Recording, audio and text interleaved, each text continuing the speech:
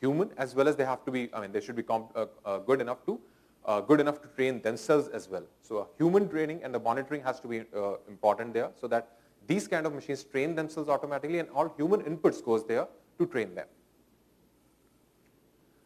Now, how to make this kind of a thing work? So to start with, I would say a relevant or a specific objective needs to come down. You need to be careful about what is the desired outcome that I'm trying to achieve here. Just cannot throw right now some random statements, random things. So you need to be very, very clear what is the desired output. What are my certain hypotheses that I wish to validate, that I can give this machine to, and that machine can do all the analysis, perform all the analysis for me and give me the output. The second one is around, I would say, situation. Every situation is different. I don't see these kind of things just going ahead for one particular piece, or, it's not a cookie cutter approach, I mean to say. A situation would be something, for example, I would say a automobile industry strategy versus a e-commerce strategy. Needless to say, an automobile industry is a lot more stable. They're altogether different levers of strategy as compared to an e-commerce industry, which is still very volatile. There are different levers of strategy. Or even for that matter, to some extent, FMCG, where FMCG was a new player coming in, which is more of a domestic homegrown products, trying to sell homegrown products. How would you compete with this kind of a new entrant? So the message I want to give here is that the situations there are significantly different from each other, and you have to choose what right strategy and right context. You need to really give your machine the right context to make it work. The next one I would say integrated approach.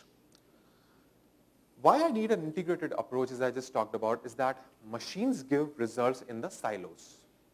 They will give results in part. For example, we come back to the go-to-market strategy. What is the right segment for me? It will give you a segments. What is the right price points I should be operate? They might give you certain price points. What are the right products I need? The machine will give you a product. You need to now connect the dots.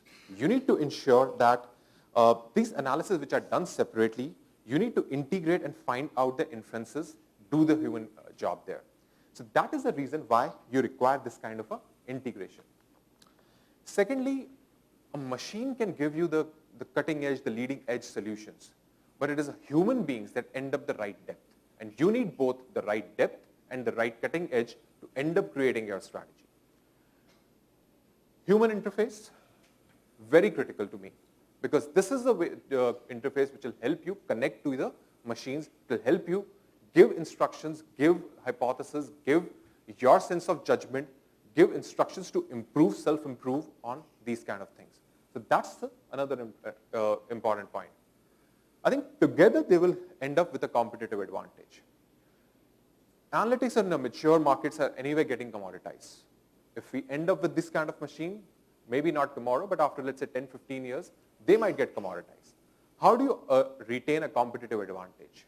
The competitive advantage will be retained if the machine has its ability to go and train itself automatically, to improve itself automatically, and human beings have to definitely, the human mind, the human intelligence have to be there to monitor it, to ensure that the right intelligence is getting fed there.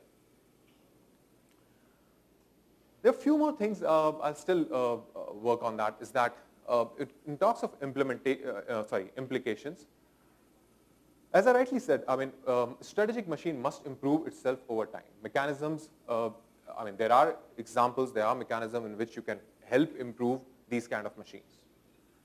The initial aim is to come from human. As I also mentioned, the initial objective, the initial, I would say, the hypothesis that has to be led by human beings. The value eventually has to be embraced by humans. So absolutely you have to be very crystal clear. How do you define these kind of objectives? How do you define these kind of hypotheses? The famous garbage in, garbage out applies here as well. Now, the goal is to enhance rather than inhibit human thoughts. This is a very critical thing. In the integrated machine, in an integrated strategy machine, integrated machine-first strategy, it's not that just one machine going to do all the driving. It is to complement you, is to stimulate people's ability to create new thoughts, create new strategy, create new competitive advantage. Well, I think this kind of a setup, I mean, I see that this will revolutionize something like when hundreds of years ago, something like electricity did, something like a steam, something like electric engines did, a steam engine did at that particular time.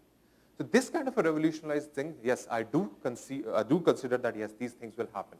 But you have to remember one thing, even in case of electricity, it doesn't revolutionize on day one.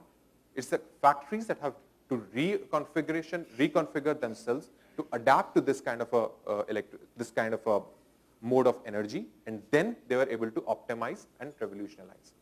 Similarly, businesses will also have to adapt to first this kind of a strategy machine. Sooner, I mean, they definitely provide a cutting edge strategy, so they really have to adapt this. They really have to optimize their businesses. Then only this kind of a strategy machine will end up benefiting you. Otherwise, it's just another machine lying in somewhere which throws something which some people like, some people don't like.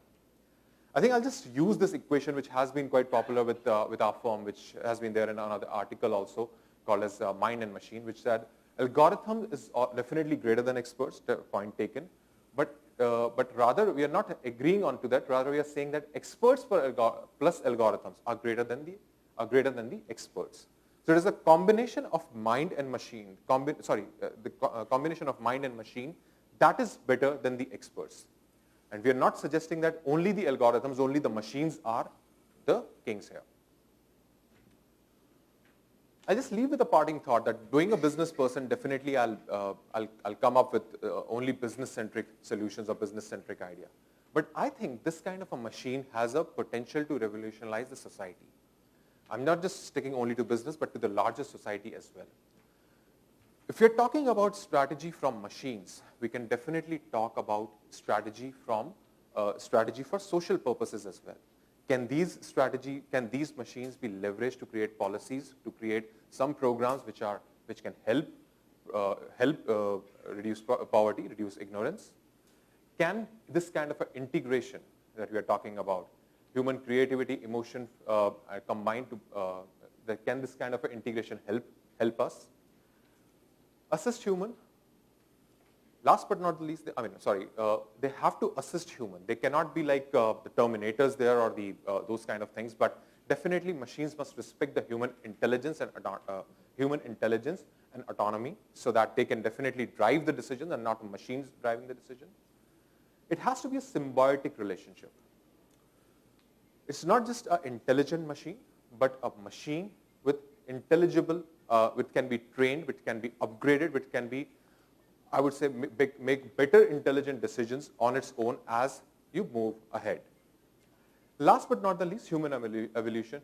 Now it's high time that definitely businesses are adopting. We also start adopting this kind of a technologies, these kind of a machines to drive our decision makings, to drive our strategies.